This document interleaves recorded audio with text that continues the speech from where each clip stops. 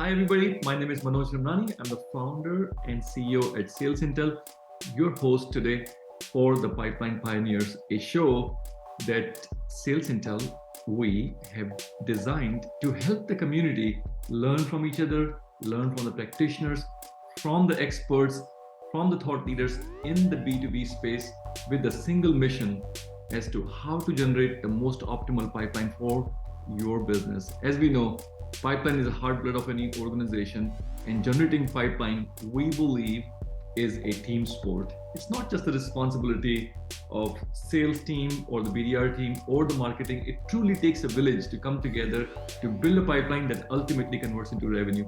Today, I am excited to have Lindsay from Goldcast. Lindsay, welcome to the show. Thank you. So excited to join you today. It's been a great show so far, and hopefully I'm going to be adding some value today to it too.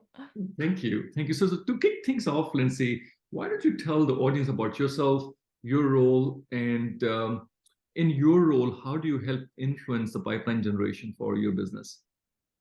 Yeah, I work at Goldcast. We are a B2B digital events platform specifically built for B2B marketers. So it's kind of nice for me that I get to market really to my own persona, especially now that our platform is expanding outside of events. We're also now moving into a kind of video production software. We have a AI tool called Content Lab. You can easily clip up videos, create videos, take videos into text and transcripts and the whole kit and caboodle.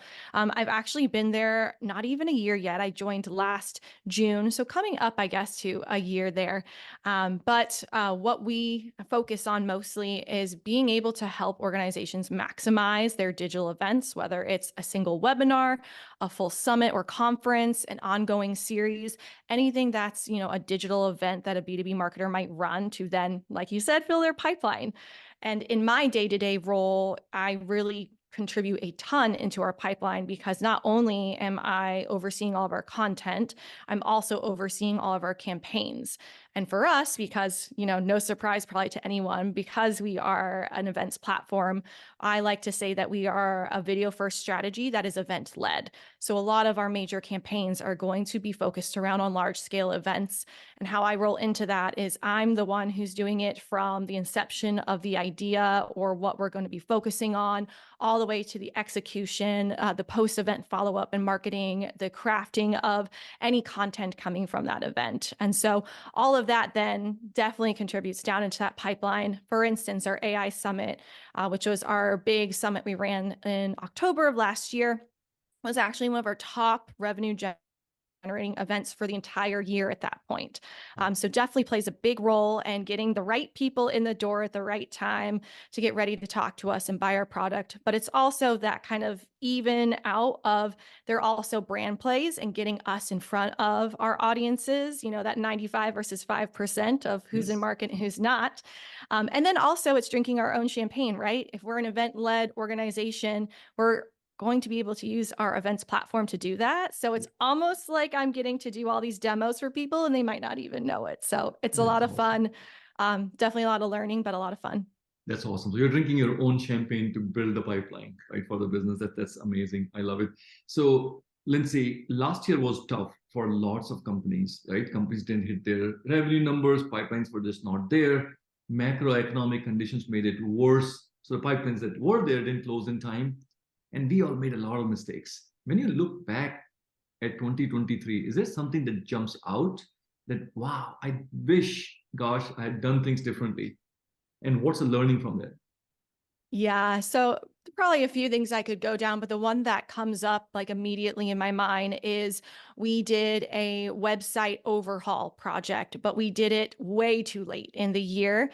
And I think it's one of those things where we knew how much time and effort and strategy and just so much goes into when you do a website overhaul. I've actually been lucky enough to do one at every single org I've ever worked at. So I at least have been around the block a little bit. But when I think about last year, and of course, I came in June, so I obviously didn't have impact before June. But when I think about last year, I wish that we had prioritized that project higher up our list. And it's hard because, like you said, last year was incredibly difficult, incredibly hard. There are a lot of things happening all at once. And so your priority list is going to be really like those things that are those easy levers of getting those pipelines, getting those demos, getting people in the door. And I think sometimes we forget how important our website is to that, right? We think that we've built it, it's good, it's working fine, it's running fine. It's a nice to have update and maybe not a must to have update. And when I look back and think about it, we had a few challenges that really were like the perfect storm. And if we had only done this project earlier, I think we could have seen a lot more of the good results we saw once we finally did it. But we just dragged our feet and kept kind of putting it off or, prioritizing other things over it. But once we finally did go through and go through this project, and the things that contribute is, we are a Series A startup. We're going into our 4th year of business. So it's kind of time to do kind of a brand lift, a brand, not quite a refresh, but kind of like a scaling up. And I've talked about it as like, moving into our teenage years, right? And adapting our brand to that and where our product's going. There was also, we were stuck in a backend tool that was just a nightmare. I won't name what it was, but it was supposed to be easy and simple and accessible to not only our devs, but our marketing team as well. And that was not the case. So we knew we needed to move into a tool that made it easier for us to move fast and scale and do things quickly, especially in the market today. You need to act so quick, especially when you see opportunities and you need to move fast on those.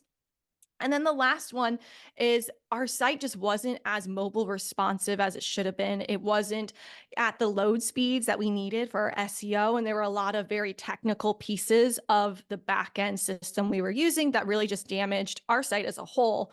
But once we did go through our site migration, once we did do this overhaul, we saw huge gains on conversions. And we also did some tweaking of messaging and pages and cleaning up of, redirects and 401s and broken links and all the things that happen when you do something like that.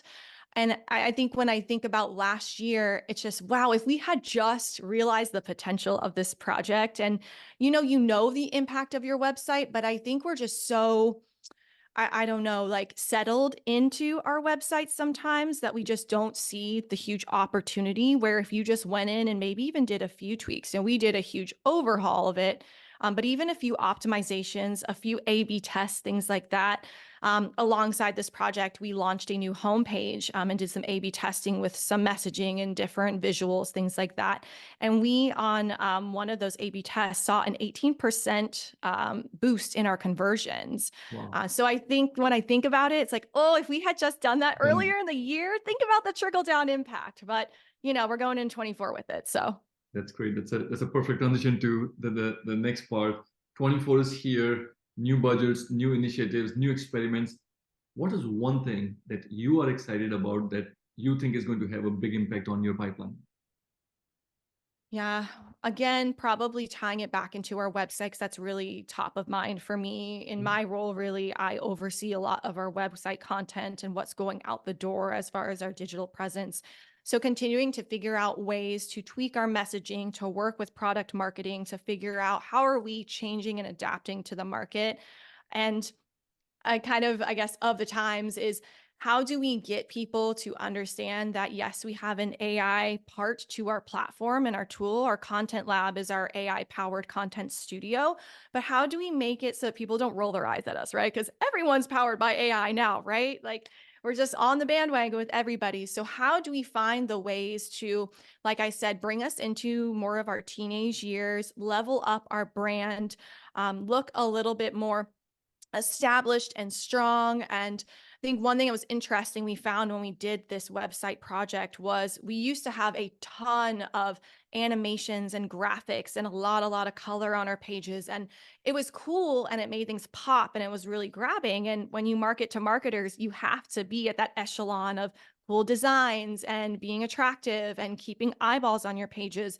But we actually found with this project and some of the tweaks we made that we might have been diverting attention from where we actually wanted it to go. And when you're talking pipeline and conversions, like that's the last thing you want to do. So I'd be interested to see just doing more of those A/B tests, figuring out what really aligns with our conversion points and what actually helps people get down that funnel easier, get contact with us or get a demo or connect with us or some way engage with us. We have two ongoing series, one called Event Marketers Live and one called Donuts in Demand. And how can we optimize those on our website to get people to sign up for those events? Because that's really how we get people to know our brand. They get in, they see the platform, they engage with our employees, they see thought leaders coming in talking about exactly what our audience is worried about and trying to figure out. So just ways to optimize our website, keep improving it because the back end piece is already taken care of. We've already seen huge gains in our site speed and just kind of like our broken link reports, the kind of back end, really technical SEO pieces. And now it's just doing the front end work of continuing to Bring optimize. to Yes, the, yes. And, that's and awesome. not letting that go to waste, I guess, in one way. And then a secondary one I'll bring up because this is kind of I want to say rare. If you are an org that's having this challenge or gone through this, I'd love to chat. But with our content lab tool, which lets you kind of take in videos and use AI to clip it and use it in text and all those kind of things, we now are moving into a product-led growth strategy. But it's interesting because our free trial is really for that content lab product. And then you can expand or you can add or have both in the same time are also virtual events platform. But that's not really a free trial play there. It's only with our content lab. So trying to figure out the balance between the focus on the free trial for our content lab tool, and then also our kind of demo go to sales route for our more expanded virtual events platform.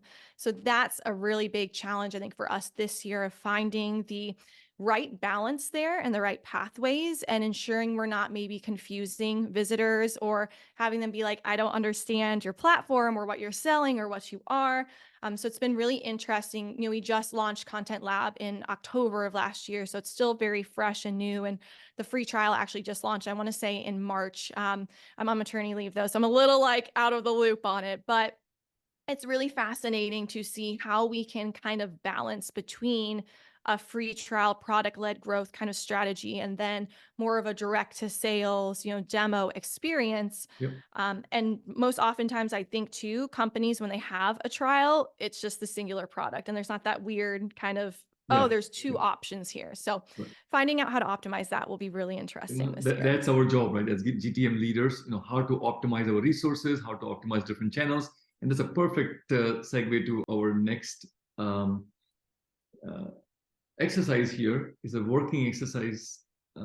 Lindsay, if you see my screen, as we know, growth comes from many channels. Pipeline is built across multiple channels. Here you'll see you have 100 pennies, and your goal is to distribute these 100 pennies across these channels in a way to generate the most optimal pipeline for your business. How will you distribute these channels? How will you distribute these pennies across these channels?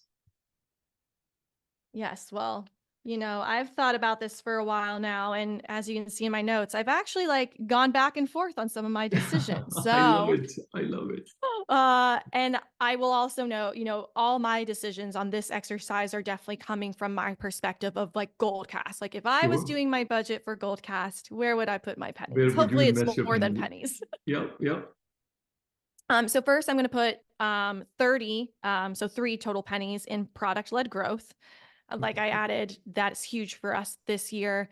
yep, Launching our free trial of Content Lab. That's going to be our kind of bread and butter big bet this year, I guess. yep.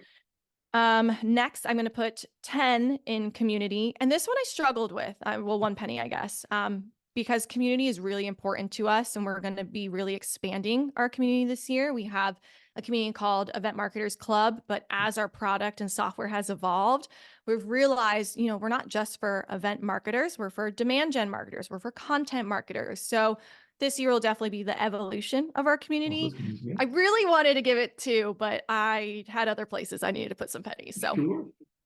okay, next we're going to put 2 in partnerships. And I think this is where I probably flip flop between whether I wanted 2 in community or 2 in partnerships. But with our software and with the virality of our software and the fact that if you're in an event, you're seeing our platform, you're seeing the engagement, you're getting the really front row seat to what it's like to have an event run on our own platform. Our partnerships are crucial to us. And I think we're only going to continue to expand those. And our partnership play isn't like a reseller or that kind of partnership. It's really finding the right marketing communities who we can go into a partnership and then have them use our platform for their events to get in front of their audience. And again, having that moment where they're in the platform, they're seeing all the options there, they're getting that like nice like feeling and like there's the, powered by Goldcast, so they can see a brand, our brand represented there. Right. So being two in partnerships. That's great. Next, I'm going to put 2 in customer. 2 in customers, yeah. And this one, again, I really wanted to give it a little bit more, but you have to make your decisions. And for Absolutely. customer, where I really sit with this one is, especially in my role, I am the one doing our customer storytelling. So from my role standpoint, that's where it comes into, but also the idea that, budgets are still, going down and getting cut. And, we're still making hard decisions, I think, across industries and markets. And if you think about it, the easiest place to grow is through your customers and your existing customers. True. So if you slash that, you're making it a lot harder, right? I don't remember the stat exactly, but it's, 10 times harder to acquire, a new customer versus, retain or expand a current customer. Absolutely. And I think especially with where our platform is going, where our software is going, we are going to just continue adding on more options and opportunities for our customers. And so that expansion play is going to be crucial with that pipeline. And again, some people might argue like, well, are we talking net new pipeline or all pipeline and, down that road? But I think as it gets harder and harder to sell into orgs, especially as we go mid-market and enterprise as well, just focusing on customers is crucial. Super helpful. Right. You still have man. 20 more pennies. Yep. And they're both, I think this is not going to surprise anyone. They're going to go into events because we're an event-led organization. And that really is a pillar of our content strategy and our go-to-market strategy, obviously. Don't think there's much more I need to add there. We're an events platform. We're running events all the time. Ton of donuts in demand. You have to invest. This is great. I love your focused approach and very well thought out strategy of distributing the pennies. Now let's take a look at the community. This is how the community has decided to distribute their pennies, invest their pennies, and I'm going to overlay your investment on top of this chart. When you look at this chart where you see blue, which is community, against the orange, which is Lindsay, you for Goldcast, is there anything that jumps out or surprises you? Let's see. I think it's really cool how you did this. So I love the adding it into the chart in the moment. That was really great. And also like might steal something like this for Donuts in Demand because this was a really fun experience. But as I'm looking at the results, I'm not necessarily surprised that sales led is the number one, because obviously a lot of your community is going to be in that mindset of sales led, sales first, being sales professionals themselves, probably. I am surprised by how far it is above everything else. I would think it might have been a little bit more even keel, or maybe like 2 or 3 would be even keel, but that sales is like way above everyone else. I'm really surprised partnerships are not higher up, because usually partnerships and sales are really hand in hand. So the fact that, partnerships is very low and even like on the same level as a few others, actually, it's almost like the lowest. No, it's second lowest. That's surprising to me. Partnerships actually don't work for a lot of companies, although I'm seeing the shift. More and more go-to-market leaders this year, have been investing in partnership, to the point where we are thinking of having a series just focused on partnerships. So stay tuned on that.